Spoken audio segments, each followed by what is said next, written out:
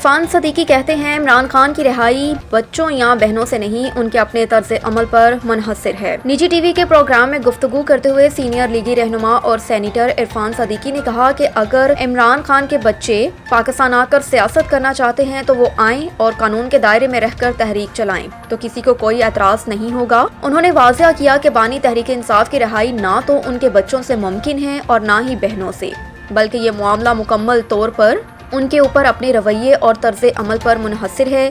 عرفان صدیقی کا مزید کہنا تھا کہ بانی پی ٹی آئی اپنے بچوں کو سیاست میں لانے کے خواہاں ہیں اور اگر وہ قانون کے مطابق سرگرمیاں کریں گے تو انہیں اس کا حق حاصل ہے۔ تاہم رہائی جیسے معاملات سیاسی دباؤ یا خاندانی اثر سے نہیں بلکہ قانونی دائرے میں رہتے ہوئے فیصلہ پاتے ہیں۔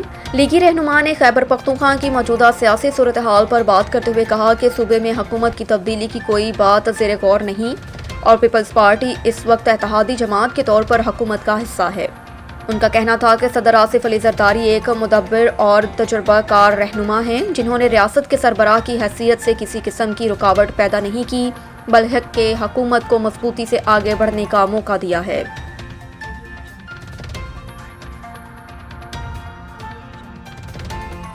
وزیر اطلاعات کی چینی رہنما سے ملاقات، دو طرفہ میڈیا تعاون کو وسعت دینے پر تبادلہ خیال۔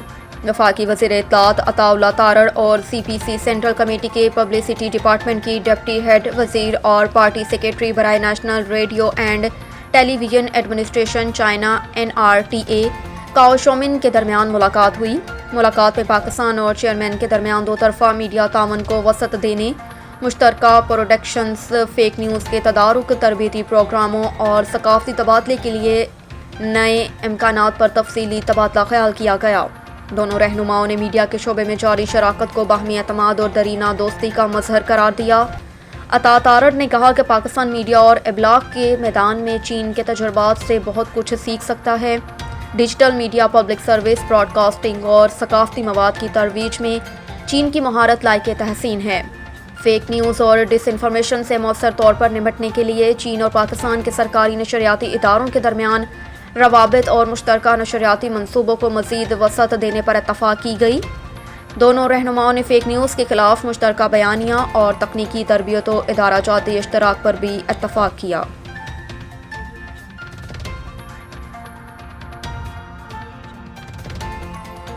سپریم کورٹ نے بچے کا ماہانہ خرچ 25,000 مقرر کرنے کے خلاف اپیل مسترد کر دی۔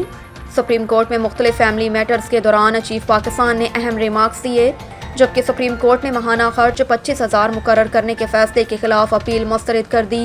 چیف جسٹس یحییٰ آفریدی نے کہا کہ فیملی میٹرز میں معاوضوں کی ادائیگی کی اپیلیں سپریم کورٹ میں نہیں آنی چاہیے، نچلی عدالتیں معاوضہ طے کر دیں، معاملہ ختم ہونا چاہیے۔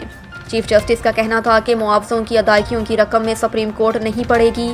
وکیل درخواست گزار نے کہا کہ چھوٹے بچے کے لیے 25,000 ماہانہ خرچ بہت زیادہ ہے۔ اس پر جسٹس شکیل احمد نے ریمارکس دیے، اپنا بچہ ہے تو 25,000 کچھ زیادہ نہیں۔ عدالت نے ماہانہ خرچہ 25,000 مقرر کرنے کے فیصلے کے خلاف اپیل مسترد کر دی۔ چیف جسٹس یحییٰ خان آفریدی کی سربراہی میں 2 رکنی بینچ نے سماعت کی۔ نتن یاہو کا دعویٰ، اسرائیل جانتا ہے کہ ایران کا انتہائی افزودہ یورینیم کہاں دفن ہے۔ اسرائیلی وزیر اعظم نتن یاہو نے دعویٰ کیا کہ ان کو ایران کے افزودہ یورینیم کے مقام کا علم ہے۔ امریکی ٹی وی کو انٹرویو میں نتن یاہو نے اس یقین کا اظہار کیا کہ انہیں نہیں لگتا اب ایران جوہری پروگرام کو آگے بڑھائے گا۔ انہوں نے دعویٰ کیا کہ اسرائیل جانتا ہے کہ ایران نے انتہائی افزودہ یورینیم کہاں زیر زمین دفن کیا ہے۔ امریکہ اور اسرائیل کے حملوں کے بعد ایران اب خوفزدہ ہے۔ اسرائیلی وزیر اعظم کا کہنا تھا کہ ایرانی سمجھتے ہیں جو کچھ امریکہ اور اسرائیل نے ایک بار کیا وہ 2-3 بار بھی کر سکتے ہیں۔ ایرانی اب خوفزدہ ہیں۔ اس کے علاوہ اسرائیلی وزیر اعظم نے غزہ میں 60 روزہ جنگ بندی معاہدہ جلد ہونے کا امکان بھی ظاہر کیا۔ پنجاب کے مختلف اضلاع میں بارشیں، پی ڈی ایم اے نے الرٹ جاری کر دیا۔ لاہور پی ڈی ایم اے نے پنجاب کے مختلف اضلاع میں بارش کے پیش نظر الرٹ جاری کر دیا۔ D G P D M A کے مطابق پنجاب کے مختلف اضلاع میں مونسون بارشوں کا سلسلہ 13 جولائی تک جاری رہنے کا امکان۔ D G P D M A نے بارشوں کے باعث پیدا ہونے والے ہنگامی صورتحال سے نمٹنے کے لیے متعلقہ محکموں کو الرٹ رہنے کی ہدایت کی۔ انہوں نے کہا کہ ریسکیو 112 اور واسطہ سمیت دیگر ادارے مشینری سمیت عملے کو الرٹ رکھیں۔ نشیبی علاقوں سے پانی کے نکاس کو جلد از جلد ممکن بنائیں۔ اس کے علاوہ شہریوں کو کچے مکانات اور بوسیدہ عمارتوں سے دور رہنے کی ہدایت بھی کی گئی ہے۔ اور بھارت نے اے سی سی میٹنگ ڈھاکہ میں رکھنے پر اعتراض کر دیا، دستبرداری پر غور، وجہ کیا ہے؟ ایشین کرکٹ کونسل اے سی سی کی میٹنگ 24 جولائی کو ڈھاکہ میں شیڈول کی گئی ہے، جسے بھارتی بورڈ کسی اور مقام پر منتقل کرنے کے خواہاں ہیں۔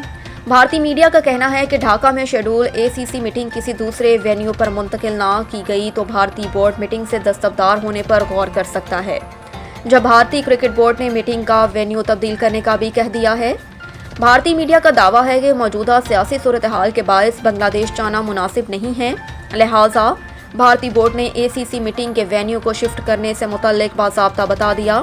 یہاں پر یہ بات بھی قابل ذکر ہے کہ اس سے قبل بھارتی بورڈ اگست میں بنگلہ دیش میں سیریز بھی ملتوی کر چکا ہے۔ بھارتی میڈیا کا کہنا ہے کہ دونوں ملکوں کے درمیان سیاسی تناؤ کی وجہ سے مودی سرکار نے دورہ ملتوی کرنے کا کہا ہے۔ بھارتی میڈیا کے مطابق ایشیا کپ کے لیے 3 وینیوز کو متبادل پلان کے طور پر رکھ لیا گیا ہے، بس بھارتی کرکٹ بورڈ کو حکومت کی جانب سے ہدایات کا انتظار ہے۔